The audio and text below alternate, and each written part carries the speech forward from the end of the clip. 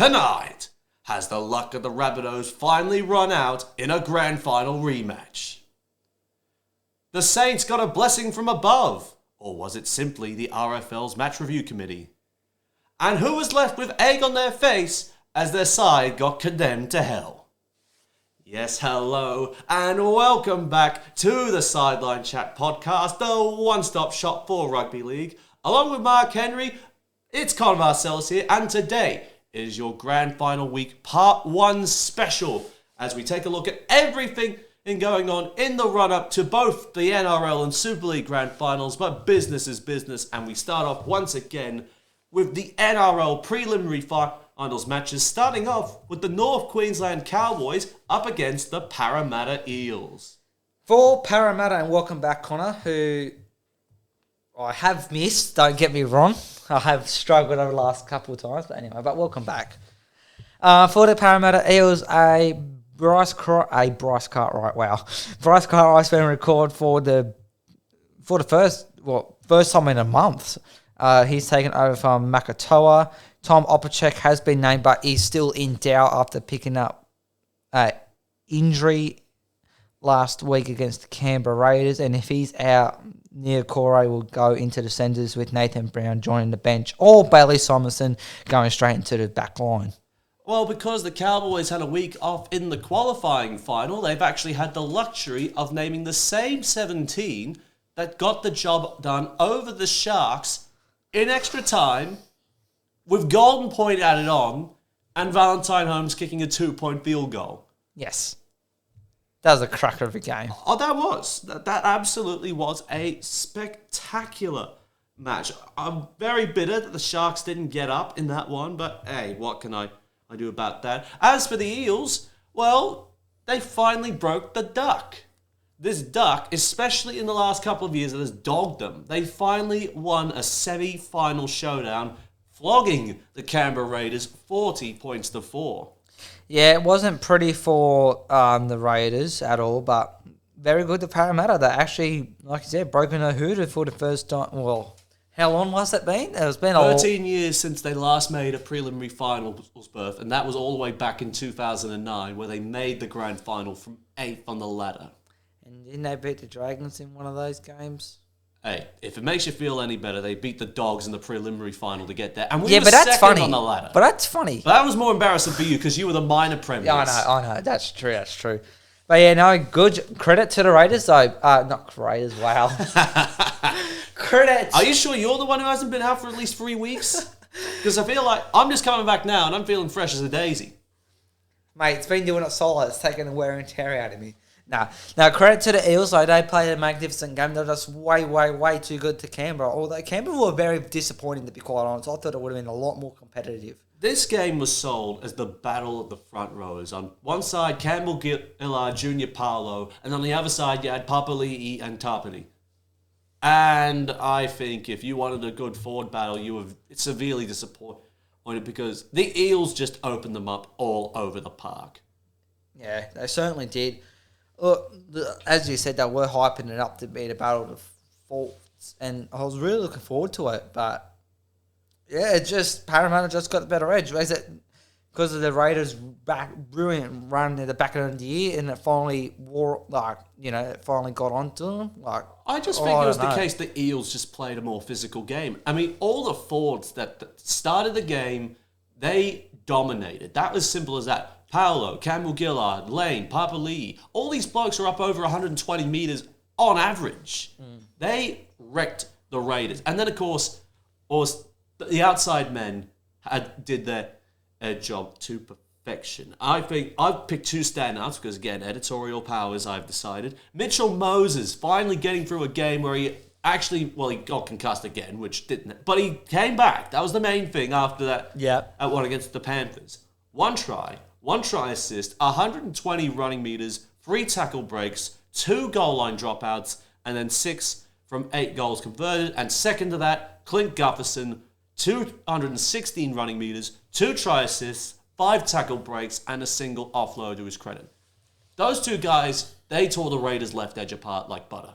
They certainly did, and that's the combination that they've been building over the last few years, since Moses has joined Parramatta there.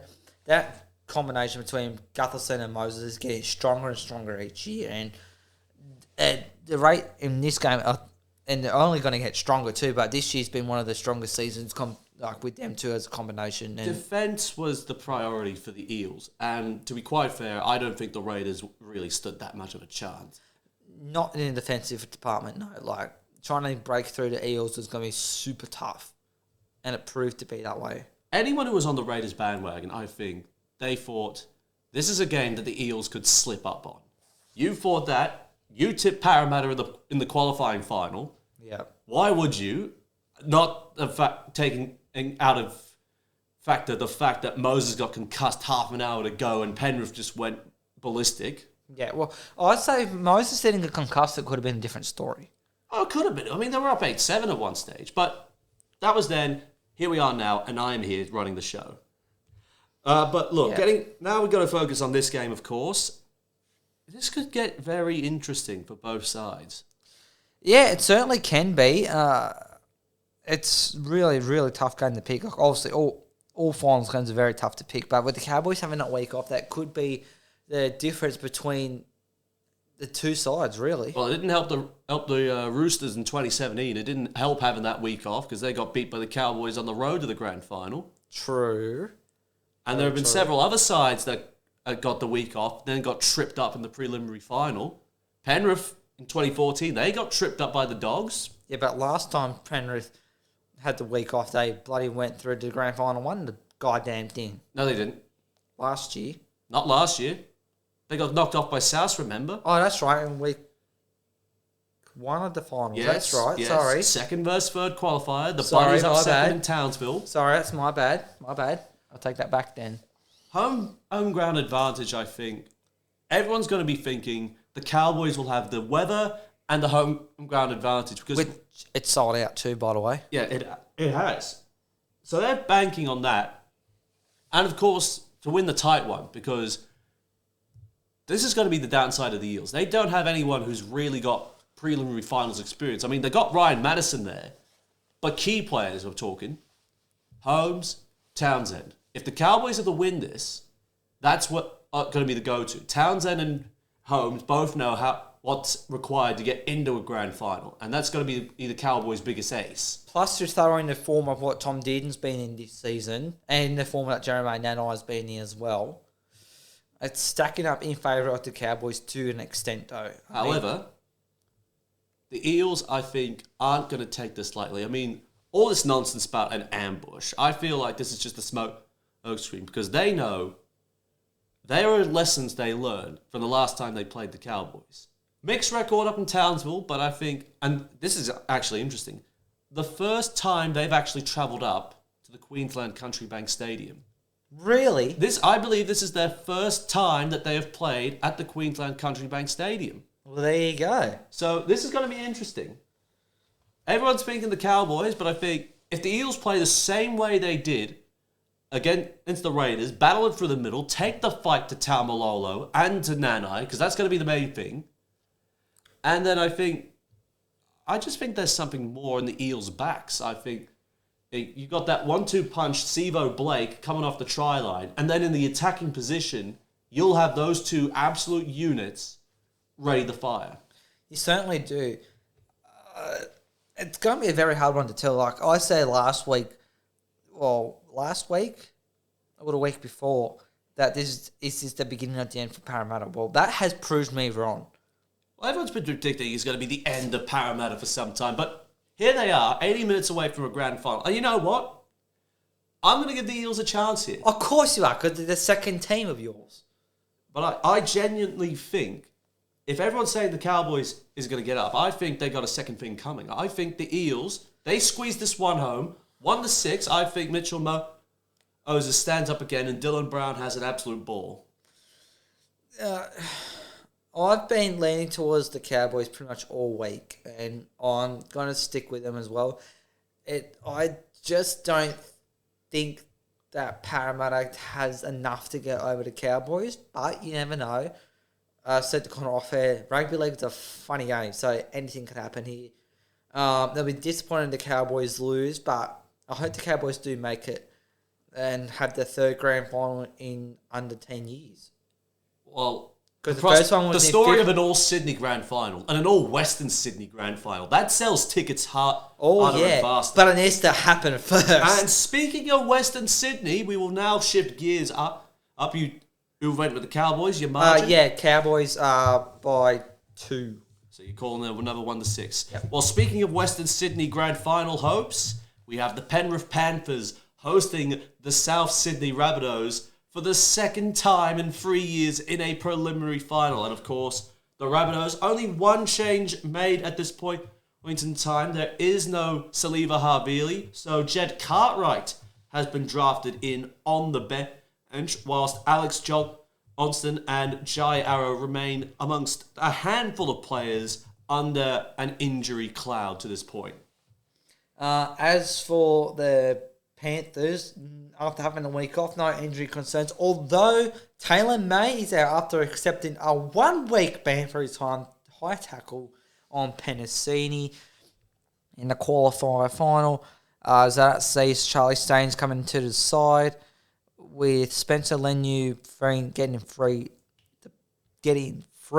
to play. That makes sense. Yeah, he is playing as well, and Coruscant has been named to start up dummy halfback. Could swap with Mitch Kenny as they did against Parramatta in week 1.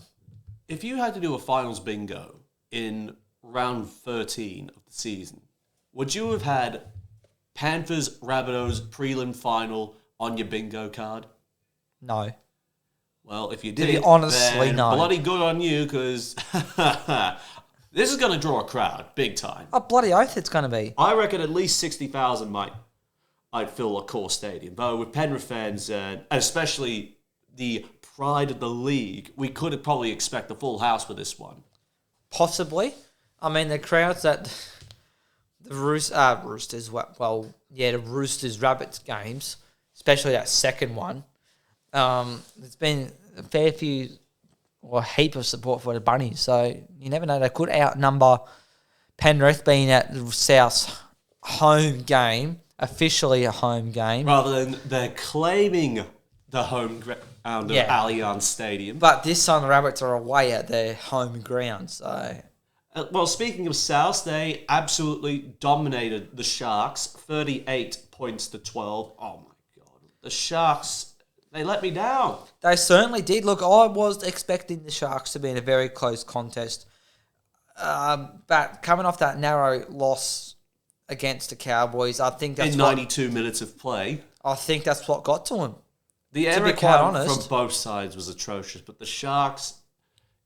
And there were some really dumb decisions that were taken. I think, for instance, the Jesse Ramian no try, the one that got overturned. Yeah, that was a bit harsh. Half a metre offside. I mean, I know what people are going to say, offside is offside, you can't... But that was just an absolute gut punch. But other refs let it go and and let that go through. It's... You know what I mean? Some say yes, it is offside, and others say and let it go. It was absolutely ridiculous. That, for me, turned the tide, because this is right at the start of the second half. Sharks get that. They're, I think, in a try or two of getting up over South. Instead... Well, it was 18-0 at half-time in favour of South, so... But that could have sparked the Sharks' second half revival, especially within the back 20 minutes. It's if they got that try. And to not get it, this is why people hate the bunker, especially the double-edged sword that is, they review the try after they award it. I hate that rule. I've seriously hated that rule since day dot it started. I hated it. There are moments where I'm like, oh my God, can you not? How many heart attacks has Joey had this year over it? Joey Johns has probably had more heart attacks than the Tigers have had premierships in the cabinet. True. I'm not wrong. No, you're not wrong. By the way, they're not literal heart attacks. It's just the saying. Yeah, I'm pretty sure the audience is very smart to figure out that these not necessary. I'm just saying. Of course, you would think he's actually had heart attacks. No, I wouldn't have thought that. I'm not that stupid. Even though I'm a Dragon supporter. Yeah. No, I'm not. And he's had... Yeah. There have been more bad decisions than the Dragons recruitment office. Speaking of that as well. Need I say more over that? No. But look, I think with Latrell Mitchell and Cody Walker, I think they got the niggle going early, and I think they just rattled the Sharks like they did to the Roosters before.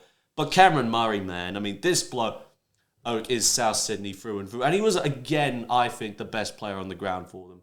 One try assist, 147 running meters, 5 tackle breaks, a goal line dropout, mind you. Not many lock forwards can do that. No. As well as playing the full 80 minutes.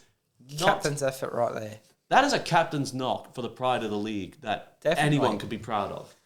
Yeah, if South don't sign him long term... Oh, he is. He is signed on long term. He's signed on until at least the end of 2026, I think. But after that... Oh, lifetime. They will give him... And this is what people... Because they don't want another Adam Reynolds situation. I was about to say, this is what pissed Rabbitohs fans off. Like, they're going to be thinking, oh, cool, we're in the preliminary final again. We could be in the grand final again. But there'll be that nagging voice in the back of their head that'll say, we could have done this and still had Adam Reynolds at the club. Like, they were like, oh, should we really be keeping a guy who's just in his early 30s? And then in the same breath, they keep Cody Walker, who's at least 180 days older than Reynolds. Yeah, exactly. So it's just like the galaxy brain decision to let Reynolds go, but at the same time, they get Lachlan Ilias pulling through. That is after true. Getting hooked in round 15 against the Dragons. Yeah. They'd be like, are they dumb geniuses or are they genius idiots? Look, I don't know. Well, you just going. Yes, I know Brisbane didn't make the finals, but now to say Adam Reynolds definitely helped turn that club around. I think he's been amongst one of the Broncos' best. When one of the buys of the year, there have been plenty. Hang on, I was going to say it's a tough list, that one, because you got Hines going to the Sharks, Townsend going to the Cowboys. They've been one of the top 2 best, but amongst the best 3. Well, yeah, and Adam Reynolds. It's all the clubs that signed a halfback that reaped the most dividends. Of course, the Broncos didn't really reap the dividends as they thought they should have, of finishing 9th. Of course, the Sharks and the Cowboys got top 4 finishes out of their halves. But, of course, I mean, you got to say the Sharks are the winners because they got theirs at probably a fraction of the price that Townsend was signed on by the Cowboys for. Well, it's like Brisbane. They were in the top 4. We could have had the 3 best signings of the year in the top 4, like a month out. But the Broncos choked and the Sharks were able to get over the top of North Queensland to get second. But that's neither here or there when it comes to finals. Getting back to this one. What can we expect from another Panthers-Rabbitohs preliminary final? A very physical game. That's all I'm going to say. It's going to be a massive physicality contest. Both packs are decent, very decent in size. It will just come down to who's got the better defense, who's got a better attack, and if they can, so say, Rabbits will be trying to shut down Cleary easy, and I think Penrith will be trying to shut down Walker. Well, I think the loss of Tom Burgess, against a quality pack like Penrith, I think not having Burgess there will hurt the Rabbits. It will, and throwing a young guy like Jed Cartwright into the mix, who... Was he in the Panthers system at one stage? All right, yeah, I'm pretty sure he was. I know Bryce Cartwright was, but I don't know about Jed. But, well, there you go. If that is the case, one will be... He could be cheering. This is not going to be a preliminary final finesse.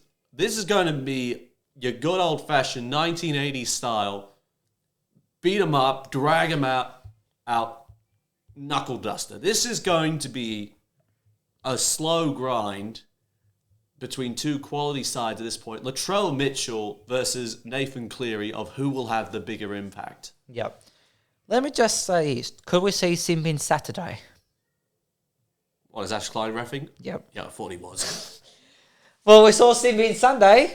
If this game gets really heated and that... if the Core Stadium isn't filled out, I think we all know where Ash Klein can send all the people he's going to bid on the night. In the stands? Yeah. Yeah.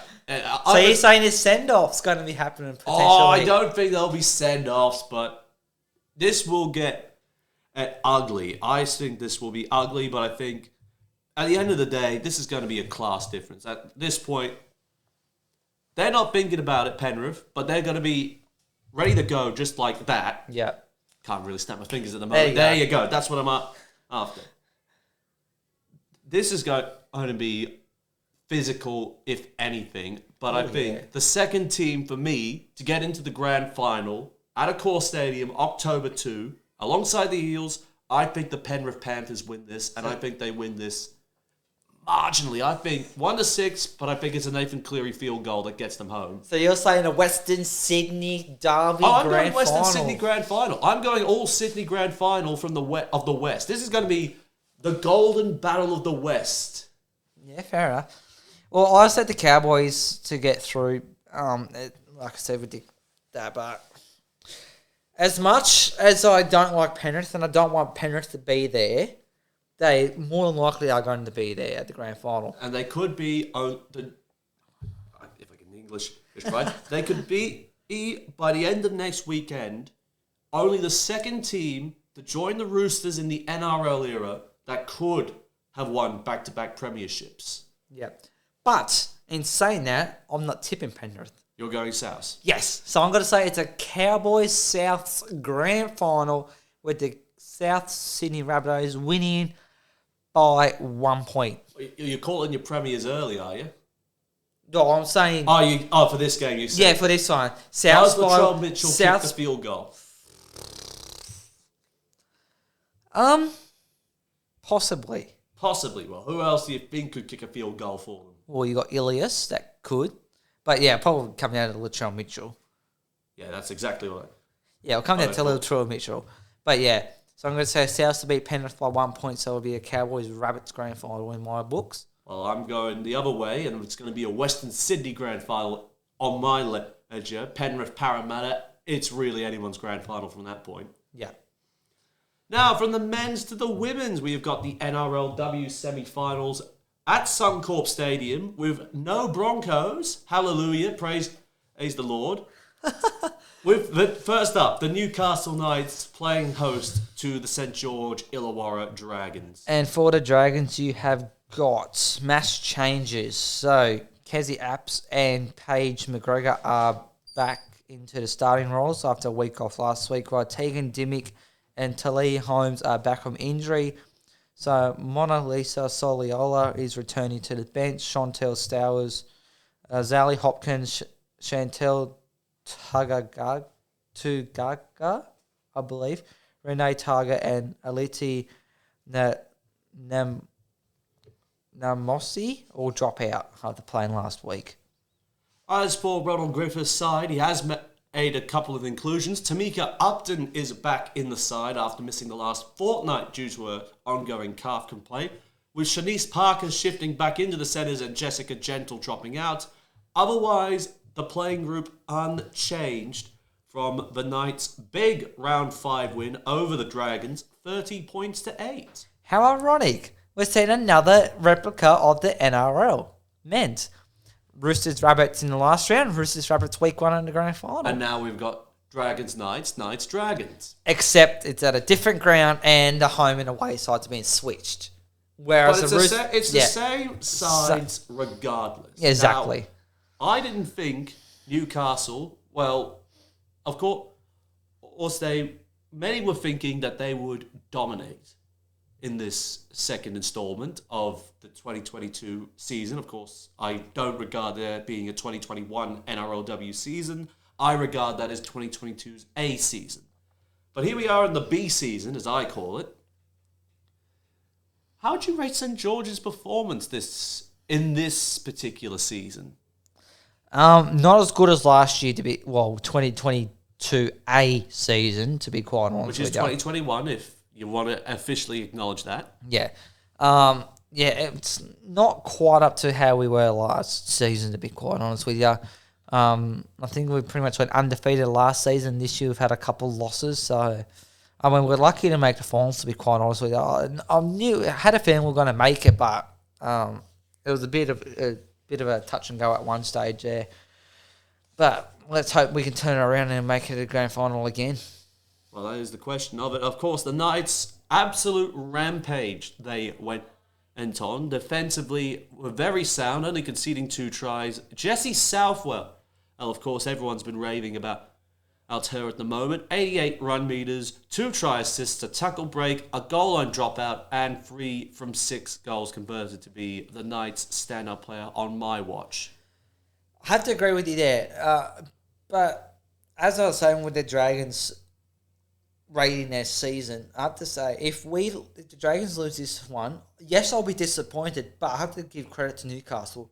Wooden Spooners last year and have gone through Well, they haven't even won a game. You're right. They were Wooden Spooners on an 0-5 record. And this year they've won 5 from 5. They haven't won 5 from 5, but they opened the year. Well, they won 4 from 5. They opened this last couple 4 from 5. of period, this campaign in particular. They went 3-0 to start the year. Oh, yeah, they went 3-0 because they didn't play the Roosters until round 4. That's when they conceded their first loss. Yep. And then they beat the Dragons to finish the year 4-1. Yeah, so the big turnaround in such a short amount of time, it's been absolutely massive. And the signings of like Tamika Upton and Millie Ball has definitely helped. And as well as, I would say unfortunately, Hannah Southwell getting injured, but she has helped as well. But Jessie Southwell, I think, as well. Well, that too, yeah. She's been awesome for him this And of year. course, when you got a mentor like Andrew Johns, Oh, bloody oath. regardless whether it's the men's or the women's game, if you've got Andrew Johns as a mentor, you're going to do well. Just ask Luke Keary and Mitchell Moses. Yeah. No, but credit to him. So, yeah, like I said, if Newcastle win this one again, like I said, be disappointed, but good on Newcastle. Well, I think Jamie Soward will learn a couple of lessons out of this particular side with this. I think defensively they need to up the game. Of course, that's an obvious one. They got 6 tries put on them in the space of 70 minutes. Yes, which wasn't pretty to see at all. But resting a few players as well last week, coming back this week, might have been part of his game plan, really. Could be. But you just don't know what's going to happen. You don't know what's going through a coach's mind.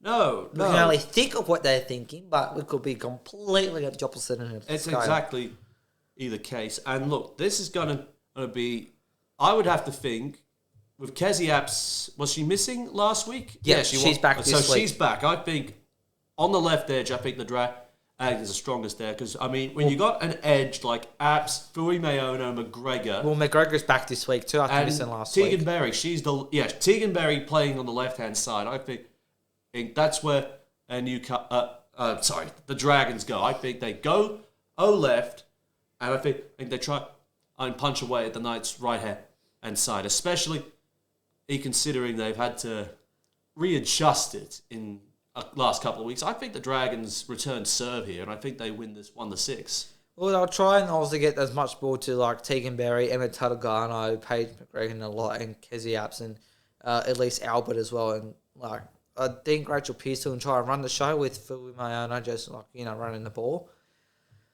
It's got. I want to say the Dragons. I'm still going to say the Dragons win this one.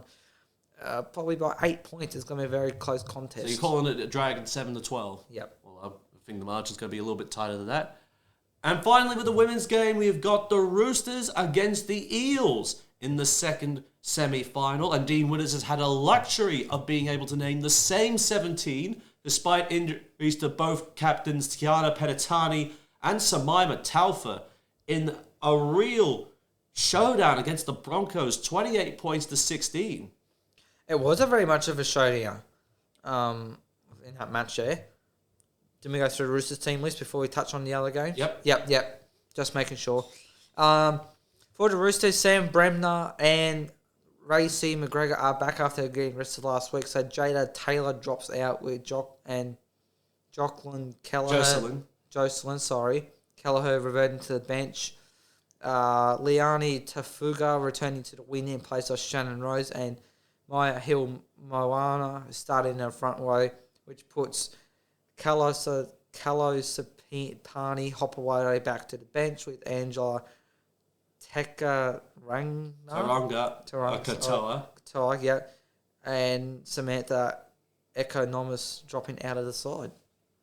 Well, the Roosters, of course, they cruised to their first minor premiership in the NRLW, blowing the Titans out of the water 38-12. But let's talk more about the Eels. I was going to say, that was to be expected, really. This one was more interesting because I would have not given the Eels a hope in hell of beating the Broncos. No, certainly not. I mean, to an extent, I did, but in another way, I didn't, because the way that the Broncos have been since his first season at NRLW, they've been one of the star-studded sides and pretty much the heavy lifters of the heavyweights, not lifters, of the competition. Heavyweights. Yeah, and so they could have still won it, but this season, Brisbane haven't been themselves this year. There's something.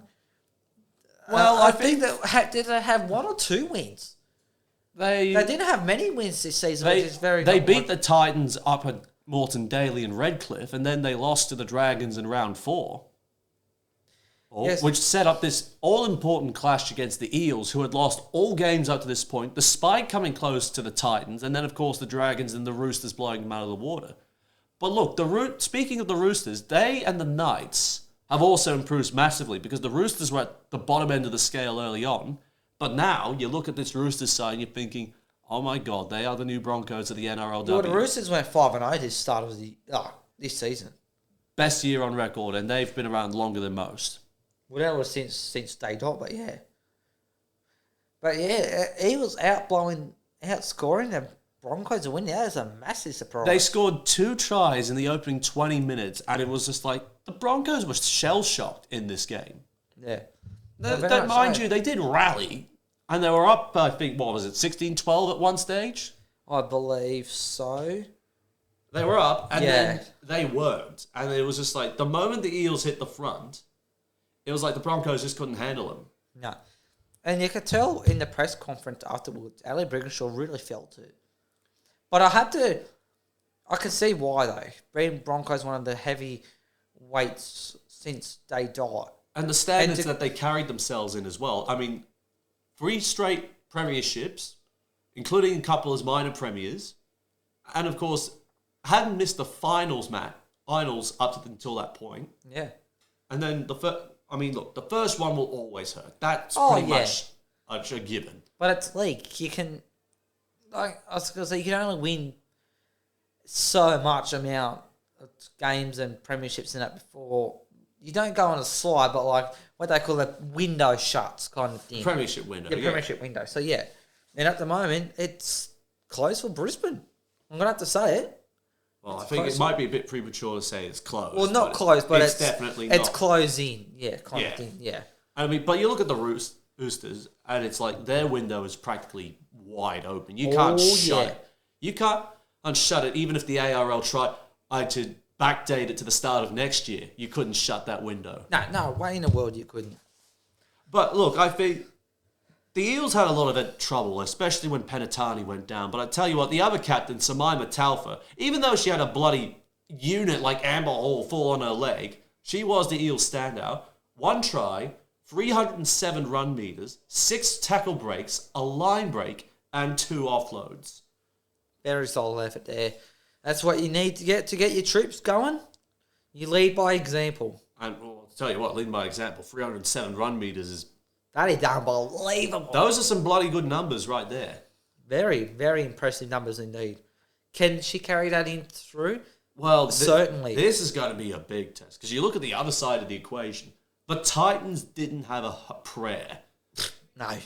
And the Roosters just went to work. I mean, they got Jada Taylor in for a try. Nothing spectacular, like that 109-meter blinder she scored for the Blues under 19. Oh, yeah. Earlier in the year. I didn't even know this.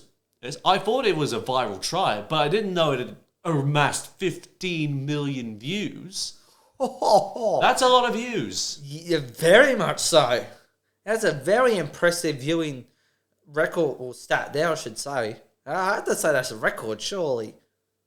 Well, for the women's game anyway. That's big. I mean, that's the sort of stuff that makes international headlines. Definitely. If you're getting 15 million views, I'm pretty sure it was 15 million, and based on the Channel 9 Chiron they got set up. But even so, and of course she did her job. standing in for Sam Brenner. Apparently they had the same shape that they ran, and they put Taylor in. But I tell you what, the Titans' defense. No. And how ironic that the women's and the men's both got the wooden spoon.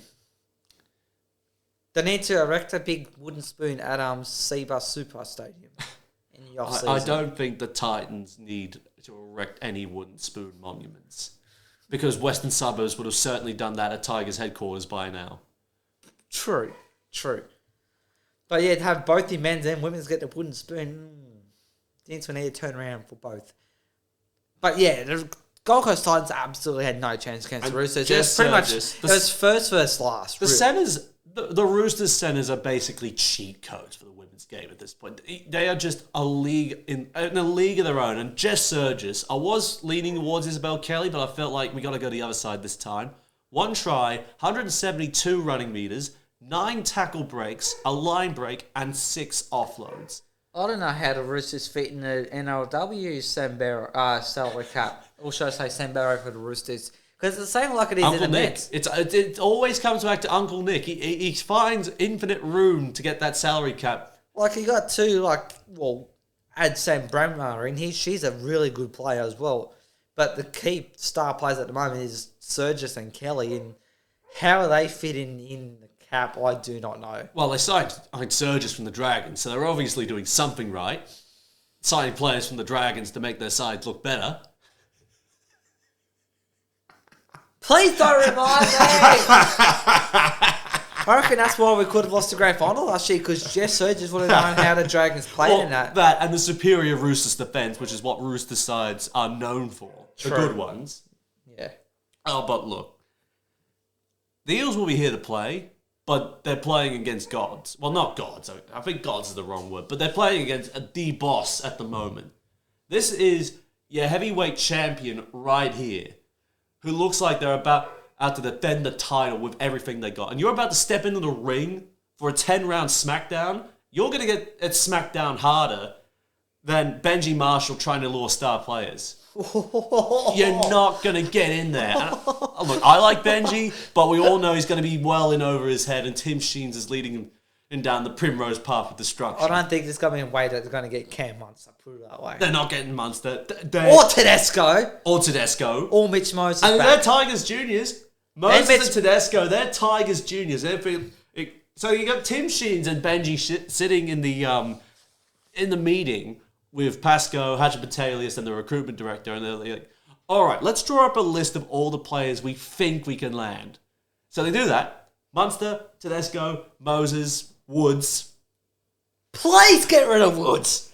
Matt Lodge. And they think like, okay, now let's see which one of those we can land that won't cost us $1 million, that is being courted by Wayne Bennett, or didn't bash someone up in New York. Yeah. And they'd be like, And then they got a separate board where they think, we got all the players that we signed that are actually coming that have not yet committed. It's Isaiah Papali'i. Yeah. So they'd be like, who can we sign? There's no way they're going to get Munster, especially for $7 million across his whatever how long deal he's going to have. And then there's that one bloke that'd be like, what about that board? That rickety ass board on the back that looks like it's been there since Tom Rodonicus hung up his glasses. And he's just like, oh, that board? That's one we're actually good. That's the honours board. And they're just like, what, the honours board of players that have departed and achieved greater success at other clubs? Tedesco, Pappenhausen, Moses, the Fox. The Fox, yes. Andrew Fafita. Yes, that too. Marty Tapau. Yeah. Although Marty hasn't really played. Oh, well, yeah. Oh, well, I suppose if you play finals, that's actually an achievement. Yes, it is. Who else on that list? Oh, what? Dane Laurie. Oh, no, wait. Oh, that's right. No, it's the other way around. They got Dane Laurie. Yes. Anyone else? Because I feel like you could make a team out of it. Probably. Ben Murdoch was still... Yep, that's another one. You probably could make a team out of it. Jacob Little. Oh, well, yeah, I mean, you'd still throw him in there. Yeah, Jock Madden. I mean, they should have kept him. Oh, and they let David Norfoluma sign on loan at the Storm. Yeah, that was a bit of a one move. Anyway. This has just turned into a Tigers bashing session, hasn't it? We've gone completely away from whatever game we're talking about with NRLW. It was the Eels. Well, the Tigers are in the NRLW next year, so... True. That is true. But yeah, it was like, what game were we talking about? Oh, that's right. We were talking about heavyweight SmackDown, and then I just introduced the Tigers out of thin That's air. right, Roosters Eels. For this one, as much as I'd love to, it's like what they are in the men. So I'd love to see Parramatta make the grand final, but I don't think they'll have enough to get over the Roosters this time. I reckon we're expecting a grand final rematch. I already said of the Roosters Dragons. Yep, St George Illawarra to be back there at a core stadium again. I think the Roosters win this big, 13+, and I think they go through to the title game. Yeah, I'm going to say the Roosters win this one. Well, what are we going to say? 10 points this time. And so you're going 7-12. But I don't... It wasn't at a core stadium last year either. Well, no, it was last season. It was at Leichhardt's Oval. No, Morton Daly Stadium, because everyone had to be... Oh, no. No, earlier this year, remember? Yeah, in 2022. It was at Leichhardt. Was it? Yeah, it was at Morton Daly, the grand final. It was too. I thought it was at Leichhardt. Don't worry. Anyway, that's the NRLW out of the way. We only got 2 more things on the agenda to cover, and we'll be out of your hair. Starting off with the Prime Minister's 13 match against Papua New Guinea for the first time on Australian soil, and more impressively, on Australian free-to-air television. Finally! So, I will cover the Commonwealth for this match right here. Because I suck at pronunciations. Unintentionally. Yes, unintentionally. You try not to, but you I try not to, but yeah. So, Adini Gebi at fullback for the Commonwealth.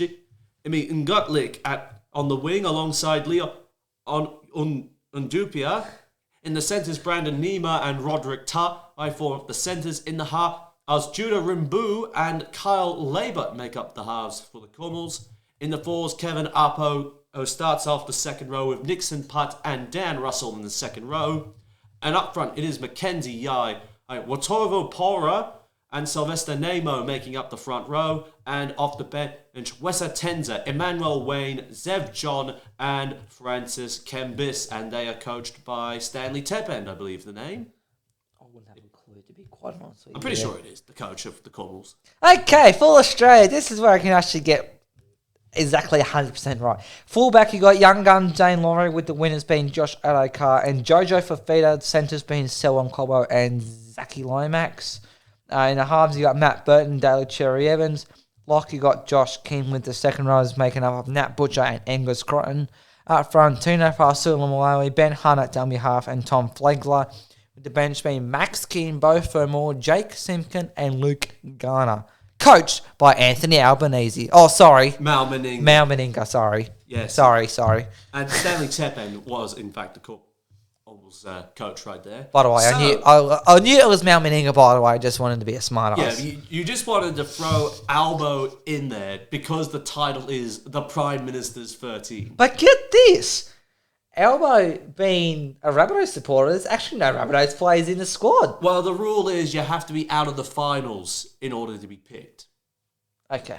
So the Rabbitohs would have to have lost to the Sharks in order to be picked because it's made up of all the non-final sides. You know. Yeah, okay, fair enough. The sides that don't really matter to anyone. Oi!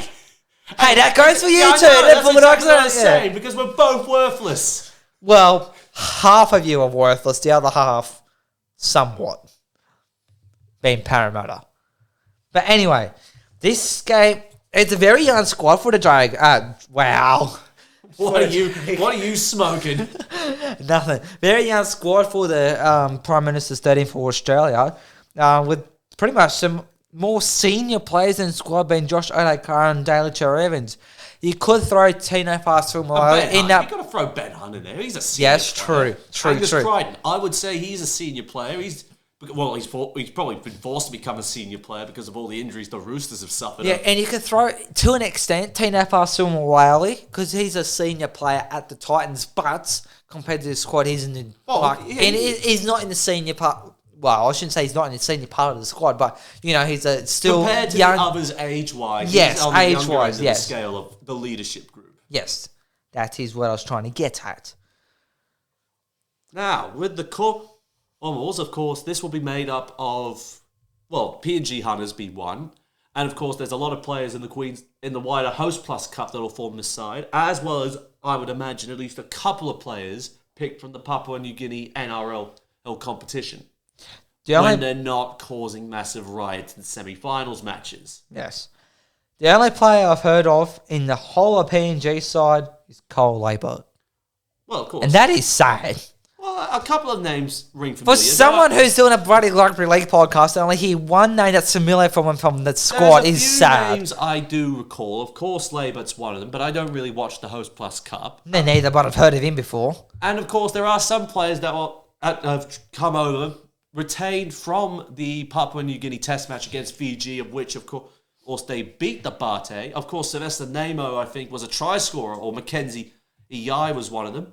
So there's some definite names I do recall, but on the whole, we should be doing better. But hey, we're only two blokes on a laptop with expensive equipment doing this podcast, so yes, we can be sued for not exactly covering everything. Sue him first before me, because you got editorial powers over me. You've got editorial powers. You're just too lazy to use them. Oi! You are. I'm not gonna lie, and I'm not wrong. True. Now, looking at this game, of course, I still lament the fact that Australia has not played a single test match since 2019 when they beat the Kiwis and lost the Tonga. Were you going to say Toulouse or Tonga? The T sounding was there, but I corrected myself at the very end. You see how I saved that? Yes, unlike me, who just says... blurts it out and then corrects it. Or I have to correct it for you. Or that too. Hey, but look, I think this is a good step to finalising the Australian side. And look, they've been in the news a bit lately, particularly with eligibility. Of course, Joseph Suaalii was due to be picked for this Prime Minister's 13 before opting to play for Samoa at the World Cup. Yeah, but it's surprised. I think he would have been definitely in this squad, no doubt about it. I don't know if where he would have slotted into, but he would have been in the squad. I'll tell you what, if I'm Mal Meninga, because Paul Kent's been up this, he's not happy with this because half of these players, of course, they're born across Sydney and New South Wales at large, these Pacific Islanders, and then they don't declare their allegiances to Australia, but they're also very happy to play State of Origin. Yeah, it's a bit of a grey area for the league at the moment. It's not a bit of a grey area; it's a big grey area at the moment. Because we want to encourage the international game to grow, but there's also that faction that don't want State of Origin to be ruined because they know Origin is a bigger cash cow than the international footy is. Someone who I can't remember who it was and where I read it from, but someone says that playing for your country is bigger than Origin. I can't remember who said it. I've been saying that. I reckon... I know you've been saying that. It's an old-fashioned idea, but I still believe State of Origin is a good showpiece, but nothing should beat an Australian jersey. Yeah, well, any country, realistically. But I can't remember who said it or where I read it from. And I know you said it, but a player has come out and said representing your country is worth more than playing for your state. It is. And I can't remember who said it, though. Dumbass me. Of course, Mal Meninga has called for the international rules to be overhauled. What do they look like exactly? Well, I'm not too sure. Of course, there have been calls to have Samoa and Tonga be declared Tier 1 nations, which then means they can't... Because I think with Tier 1 nations, you can't play State of Origin if you're a Tier 1 nation, so... Unless you declare your fealty to Australia. Yeah. But you look at what Mal's got. So most of the Penrith... all of the Penrith boys, he won't have in his World Cup squad. So, no To'o, no Crichton, no Luai. Because they're all going to be off playing for Samoa. Yeah. And, let me think, Tonga. No Fafita, no Stags, no Kafusi. They're all off for Tonga. Yep. Victor Radley's declared fealty to England. Yes. Because, I don't... I think it was his grandfather, I believe. I could be wrong. I think, it was him who was his grandfather. And Sam Walker, he could have jumped ship because he was born in Leeds, but, of course, he declared Eddie wanted to play for Queensland, so of course he will stay with Australia. I've also got one young gun coming through. One of many. Well, it seems like many, but it doesn't at the same time. 30 years ago, I feel like we had the balance. I mean, demographics, of course, we know have changed this country, where half of the NRL is now Polynesian. That is just a statistical fact. Yeah. So the question is, what reform do we need that, one, promotes the competitiveness of the international game, while at the same time ensuring that state of origin is still viewed as a potential trial for a Kangaroos jersey? It's such a hard thing too, like trying to make everyone happy. Of course, someone's going to be pissed off. The players, the media, the dollars that it brings in, really. Because if you have so many big key players, I know, who can I use as an example? Like Luai. He's a star in the making, or he's a current star. He's one of the best 5'8" in the game. Yeah, he's played New South Wales, and now it's going to be Samoa. Of course, if he pledges to Samoa, he's probably not be able to play State of Origin. But then if Samoa was a tier 1 nation, yeah, if that is the case, then that would probably make him unhappy. Then he really had to decide what he would prepare to. So, but if you keep it how it is, then he could do both, which in a way is a bit unfair. But I think the point Paul Kent made was that you're going to have these top, particularly with Samoa and Tonga, they're going to be playing State of Origin, good money for playing in the State of Origin, but they don't make themselves available for Australia. And I think Mal Meninga made this quote stuck for me. He wants patriots, not mercenaries, in the Kangaroos squad. He wants players that will actually want to play for Australia. That's fair. That's 100% understandable. But I feel like either way, the ARL looks at this, and the IRL at large as well. It's either you kill this is what Paul Kent reckons is going to happen. You either kill Origin to satisfy the international game, or you force the Pacific Islanders to make a choice of Australia or New Zealand. You save Origin, but you kill the international game. Yeah. But, like I said, you can't keep everyone happy, though. Like, you probably want to keep Origin and keep the international 30 years ago, they could. But you can't have both. I mean, like I said, demographics. Well, you can, to an extent. But we could have, 30 years ago, we could have a season, an NRL Premiership season with at least 16 teams or thereabouts. You could have your Origin in the middle of the year, all 3 games. And then you could have a Kangaroos tour at the end of the year after the grand final where you're playing 3, 4, maybe 5 times a year, maybe more, depending on the series length. And everyone's happy. But we've come to this point, and I think this is probably bad administration, that we've come to a point where Australia might play once or twice a year, where in the past they might have gone on tours 3, 4, 5 matches long and played against multiple countries. And you look at this, the scene in the international game at the moment, you can afford to rejig the season. I know they're talking 27-round season for next year to accommodate that fact they've got the Dolphins in and they've got to please everyone because they're going to get buys every week. Mm-hmm.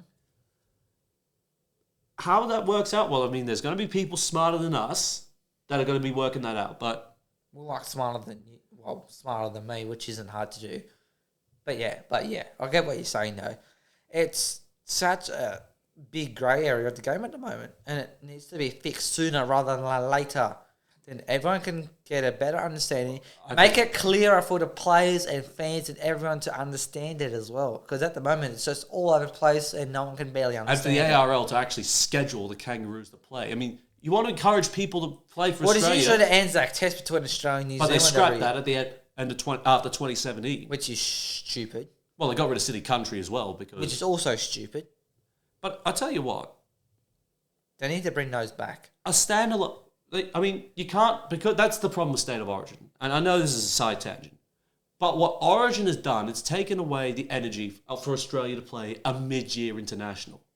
Because if they're talking the standalone rep window that they had before they scrapped it in the middle of the year, you get the Kiwis, Tonga, Papua New Guinea, Samoa, Fiji, and the Cook Islands. They could all play in a mid-year window. And of course, on the other side of the world, England, France, they could do the same thing as well. They can play a mid-year window Australia can't. And Yeah, by the because time half the Australian squad's in State of Origin. well, nearly all of it, really. Yeah. And then, of course, you get to the end of the year, all the best players won't be available because they're either in the grand final or they're busted. You got to find a way to get the Kangaroos engaged with the international scene because everyone else has been doing their part over the last 5 or so years. It's just Australia has been. I mean, we've only played 4 times since the World Cup. 4 test matches we've played. Well, we have to think the Spicy Cough has had affected 2 of those years. Be realistic. It has.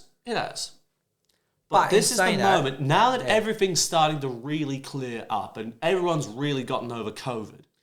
Well, like New Zealand's had, what, couple test matches already? Yep. Since COVID.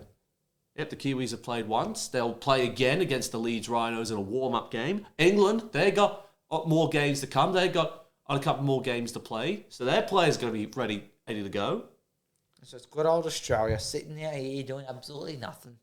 But sound off in the comments section of what your thoughts of how the international game should be restructured in regards to origin and eligibility. But getting back to the Prime Minister's 13, we know that Cornwall's going to be coming hard with a hard running style because this is their religion, right? Yeah.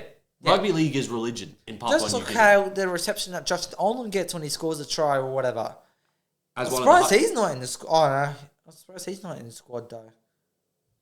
It's quite honest, a little bit surprising. To be quite honest, when you think about it, you think, oh, hang on, where's Justin Olam? Lachlan, of all the players that have been included out, of course, Alex Johnston, he's still playing finals, so he can't be there. Understandable. David Mead's retired from the international team and will probably be retired from first grade rugby league. I believe he has. Justin Olam. He's not playing finals? No. Unless he's had a few lingering injuries back into the season and that. That's the only thing I could think of. He's not suspended or anything. Lachlan Lamb's over in the UK at the moment, I think, playing for the Lee Centurion, so he's probably not going to get flown out here for a one-off. But he will be there for the World Cup. Oh, yeah. Because I think the Lee Centurions are absolutely done quite well over there. Yeah, the league leaders in the championship, and they've got a semi-final showdown this weekend, so that's that. But back to this game. I think this is going to be a one-way street. As sad as it is, thinking? It's Australia. It's the Prime Minister's 13 getting up 13 plus. I wanted to see a competitive match, but like I said, I only know one player, not personally, but I've heard of one name from the PNG side, and that's Carl Labour. But I've obviously heard of everyone from the Australian Prime Minister's 13. Like I said, I want to see like PNG do well, but I think Australia will be too good. I'm going to say Australia to win this one. It's a young squad though, but there is a lot of try-scoring weapons there. You got Dane Laurie, and the Burton bomb. The Burton bomb will terrorise them. You got the Ben Hunt 40-20s. How many has he kicked this season? 6 at least. But you got strike weapons like Jojo Fafita, Selwyn Cobbo, Josh Adokar, Dane Laurie. You got a heap of strike weapons out wide. I'm going to have to say Australia to win this one by 18 points. It could be more, but I'm just going to keep it a little bit more realistic and say 18. Oh, of course. And finally, we'll mention the champ. We'll just do quick tips for the Betfred Championship semi-finals ahead of the £1 million game, and we'll then give you dedicated coverage here on the Sideline chat. But right now, we have the Betfred Super League Grand Final between St Helens and the Leeds Rhinos. What one are we going to cover first? I was guessing we're going to do the Wigan versus Leeds matchup because that was the first game of the finals. Or semi-finals, I should say. Well, I think you can look at the Leeds Rhinos because I think they're the more remarkable story, having knocked off the Wigan Warriors 20 points to 8 at the DW Stadium. Yeah, it was certainly I have to say a shock upset. To be quite honest, Wigan were only in front by 2 points at half time. It was 4 points to 2 at half time. So it was a fairly even contest in the first half, but the second half, Leeds Rhinos just absolutely floored the defence of Leeds. I will applaud the Leeds Rhinos defence. Because this was a game where you had the 2 biggest strike weapons on the same side, Jai Field, Bevan French, who has now declared he will stay at the DW for another 2 years, despite the interest that the Newcastle Knights were in for him. Kind of knew that was going to happen in a way though. Well, I mean, because why you lose one of your best? Why lose one of your best players? Well, to be quite fair, Fred Edge knows where the grand finals are at. They're not at Newcastle, they're at Wigan. Exactly. Well, barring this year. Yeah, I'm a bit of an upset to say the least, considering Wigan were the best attacking side. Easy. All up. They were likely for the League Leaders' Shield, but of course, a pesky nuisance called St. Helens stood in their way. Yeah. But the big story is, like, Leeds Rhinos. They literally come down to the last game and said they made the final playoffs or not. And they did. Because they were 11th at one stage. They were in danger of relegation. I'm actually going to bring up the Rugby League project, courtesy of Andrew Ferguson, who, of course, is the co-host on the Fergo and the Freak podcast. I'd give him a mention. Definitely worth a listen to every now and again. But getting back to the Leeds Rhinos, high hopes were had for them. At one point, they were 11th after going... Well, they got up over the top to lose 25-14 in the 10th round. No one would have thought that they would be in the grand final from April. No. Their season was gone. Even the pair of us had written Leeds Rhinos off. I had them in the top 6 before the start of the year. I can't remember where I had them, though. But I tell you what, they let Richard Agar got the sack. Then they bring Rowan Smith in. They were 10th on the table. And he's dragged them all the way up to 5th in a grand final. Yeah. And he's only been there in the space of 4 months. It's a remarkable turnaround from the Leeds Rhinos. They've done it again, and they've done one better than their 2020 and 21 efforts. Yeah. It's been an absolutely brilliant back-end run of the season and finals run as playoffs run so far.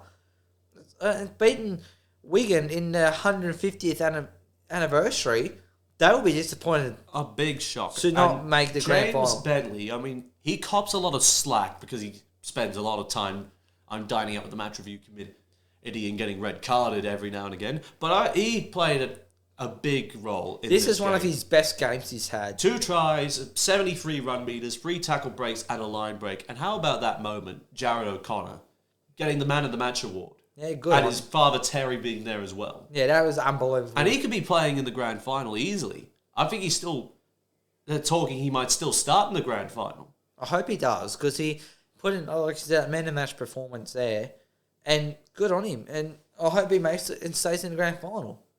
Or stays in the grand final, plays in the grand final. Leeds will have to do this without Morgan Gannon, but more crucially, without Aidan Caesar. Yes. That's a big blow. That's a big F if I've ever heard one. Yeah, it is a big loss for the Leeds Rhinos, but I think they had... when Caesar was in and out earlier in the year, they weren't playing that well, if I remember correctly. There's a couple of options that they could work with. Austin the scrum half, Cameron Smith the standoff, because they have done that before, Smith in the halves. Yep. Or they move Richie Myler into the halves, Hardacre goes to fullback, and then they find... And, I'll probably give Corey Thompson... no, not Corey Thompson. I'm trying to think. Leeds centres. They already got Liam Tyndall playing on the left edge. Tom Briscoe's there as well. I'm just trying to think. The young players from the Leeds Rhinos. Hang on. I'm going to bring up the squad right here because... Bodine Thompson, are you thinking of? No. He's on the bench. He's not going to slide into the centres. No, sir. Yeah, no, but I'm just trying to think of players that are still at Leeds that haven't made the move elsewhere, so to speak. Cruz Lemy could play... Oh, no, I was thinking Corey Jean. Not Corey Cruz Lemy could play in the halves, could he not?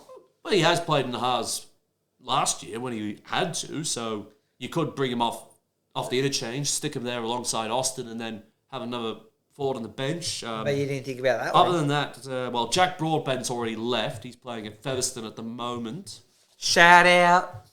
Other than that, I think Max Simpson might be another option. And I think the more realistic option they're going to go with is Richie Myler alongside Austin and put Hardacre at fullback. I think that's what they're going to run with. I could be wrong, but that's what I think is going to happen. It's only a wait and see. Because I think Myler's... miraculously, Jack Walker's fit again. Poor bugger's missed it. They wouldn't risk it, surely not. Not on a bigger stage when he's played barely any games because of injury and that, or you wouldn't risk it in the grand final. Well, you never know. You never know. Speaking of injuries and suspensions, St. Helens, would you say scraped into the grand final or were very convincing against Salford, getting up 19 points to 12? Well, I can tell by your expression and by the two birds you flipped off at me, you're not happy in the slightest. No, I'm not. I'm disappointed because Salford were 80 minutes away from the grand final. But it was always going to be a tough task to beat St. Helens. The first half drop goal did worry me, though. I bet it did. It always worries certainly me. If it did. It's like you see a first half drop goal kicked and you're thinking, oh my God, you're asking to lose. And guess what? Salford came 1 point in it. 13 to 12, but thankfully, Saints hung on and we put the game to bed. Only Roberty, why don't you, mate? Look, Johnny Lomax, he and Jack Wellesby, they should be getting a bloody medal. I know Jack Wellesby was a contender for Man of Steel and Brodie Croft did it. Yeah, Salford actually won something, or someone from Salford won something. Second Man of Steel win in 3 years that a player from Salford has won the Man of Steel. And what did I say at the start of the year when we were previewing Salford? I said Brodie Croft will be a bloody good signing for him, and sure enough, I really rated the signing of Brodie Croft at the start of the year. Jack Wellesby compensated by getting the Young Player of the Year award. I mean, come on. Yeah. You're asking the kid. This is only his third full season. It feels like he's been around forever. He was meant to play fullback. He was been asked to play standoff for the longest time. Yeah. After Lewis Dodd went down, and I think another halfback went down for them. He and Johnny Lomax, and he was my standout player for the Saints. 94 run meters, 3 try assists, 3 tackle breaks.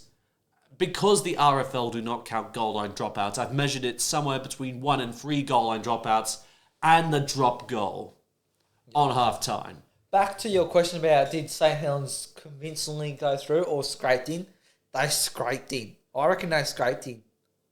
Not being biased, No, of course but not. they scraped in. They made so many errors for St. Helens, which is not like them at all. Well, Salford were going at them and at them and at them.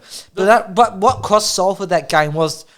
the game was on the line about, what'd you say, was it 10, 15 minutes to go?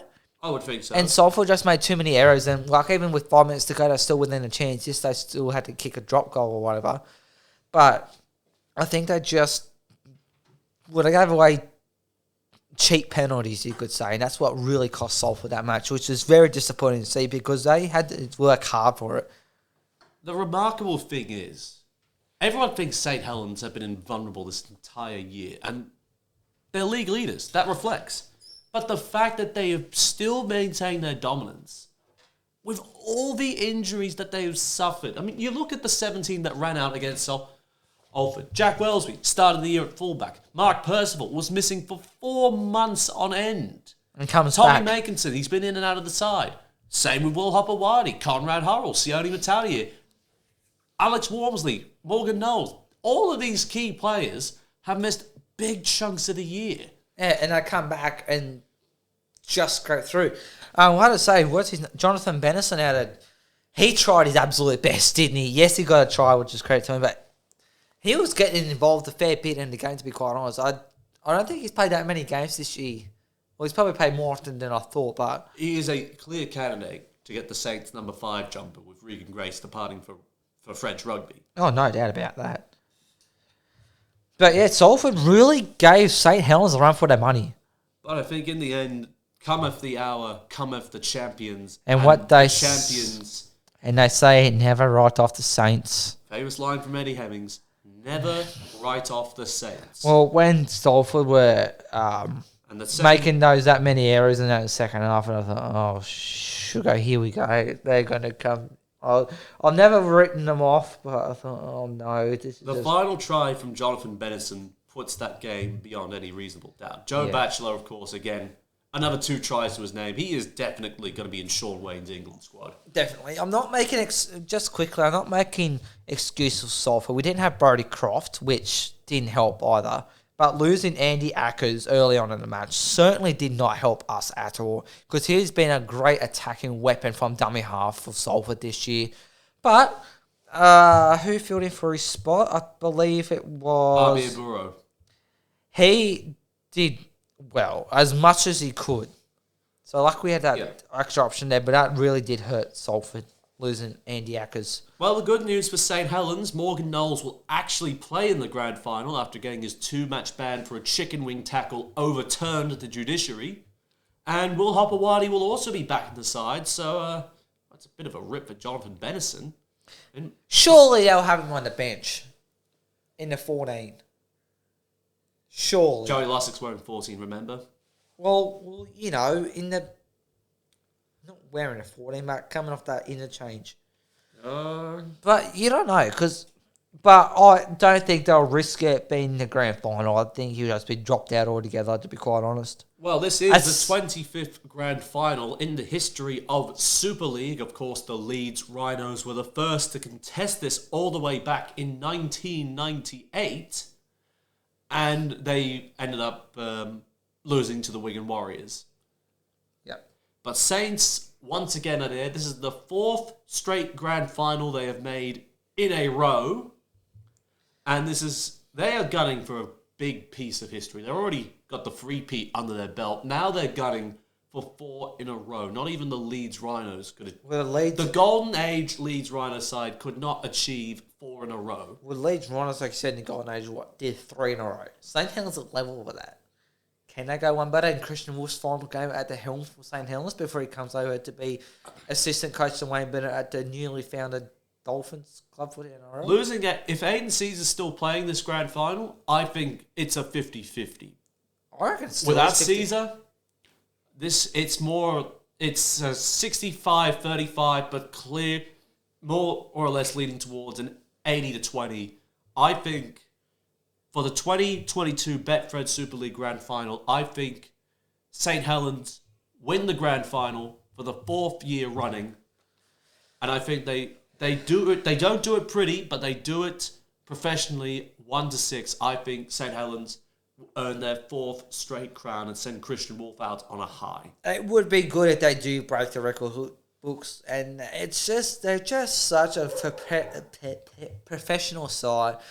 The amount of injuries they've had, they've somehow kept on going. It's like the Roosters when they won over here in Australia. It's just they keep going and going and going. As much as I reckon it's a 50-50 game. Leeds are on an absolute surge as of late, but they've just managed to make it in the playoffs, and they knocked off Catlands week 1, upset Wigan.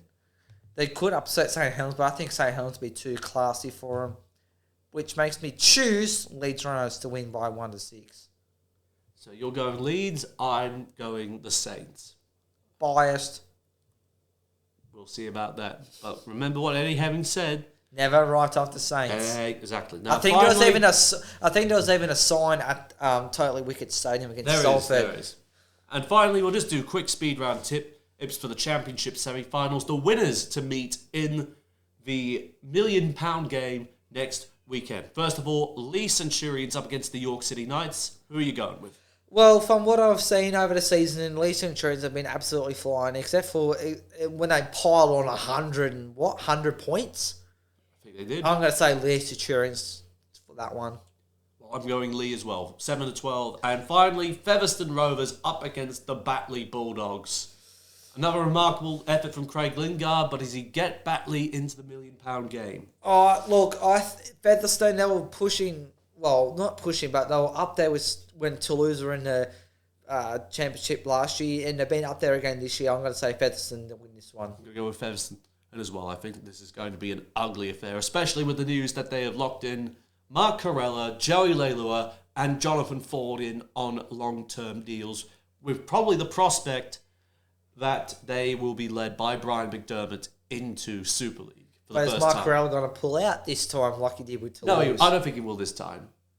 I don't know why I still can't get my head around that, because he was one of the best players in Toulouse in the championship and then pulled out. And on that note, that is full time here from us. If you liked this episode or any of our Season 2 production line to this point, make sure you leave this one a like, hit that subscribe button, and click the bell for notifications so you never miss a week for rugby league action. Don't forget to give us a follow on our social media pages, and on Facebook and on Instagram, it is at Sideline Chat, and on Twitter, it is Sideline Chat RL, also the hashtag SideChatYT. Hope you enjoy the preliminary finals action and the slight bit of international action that we are going to get. Along with Mark Hendry, I'm Connor Marcellus, and we will see you next week on the Sideline Chat podcast. We'll see you next time. Catch you later, folks.